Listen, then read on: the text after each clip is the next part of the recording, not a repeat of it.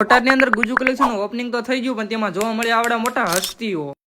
સવાર પડે કે હું પેલા માથે ટોપી પહેરી વાળો પેટવાળા રેશમ આપણે અડધું સફરજન બતાવી દીધું. આપણે ઉપડી ગયા બોટાદ, કેમ કે આજે આપણે જવાનું હતું ઓપનિંગમાં. 8:30 તો આપણે નાગડકા વેટે ત્યાં જ થઈ ગયા. બાજુ 9 વાગે તો ઓપનિંગ છે, બાજુ ભેળું થાય છે. તો પછી તારા ભાઈ દીધી લેવારની ફટકી.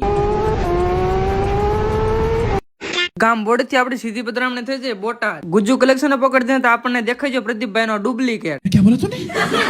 અહીંયા તો ઓપનિંગ નો તો ફૂલ તૈયારી હાલે, અને પ્રદીપભાઈ તો હાસ વળીને છોટા છે તોરણ બનાવો. એટલે પ્રદીપભાઈ રવાથી મારી પાસે અડધું સફરજન છે. એક બાજુ તો ઓપનિંગ ની તૈયારી છે, પણ આ બાજુ તો ટ્રાફિક જામ કરી વાળ્યું. હું પ્રદીપભાઈ નો ડુપ્લિકેટ બે વાતો વડા ઠોકી તો નડી તો ઓપનિંગ થઈ ગયું. ઓપનિંગ તો થઈ ગયું, પણ પ્રદીપભાઈ કોક ના છોકરા રમાડે. એકચ્યુઅલી અત્યારથી પ્રેક્ટિસ ચાલુ કરી છે. માજા બે જોઈને હાડે હવારના સોટે ખબર ન પડતી હું ગોતે હિમ. નક્કી ડાળમાં કઈ કાળું લાગે છે. ડાળમાં કાળું હોય કે ન હોય, પણ આ બાજુ ફોકસ કરવા દે. નીલભાઈ આવ્યા હે. सिक्का चले है मेरे नाम का इक्का.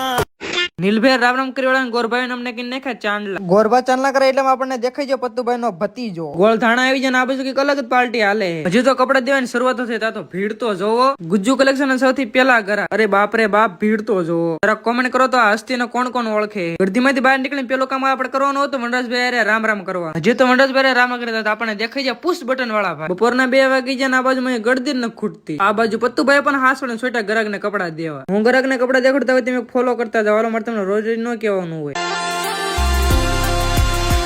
મારા પ્રેમ નગરના તમે મહા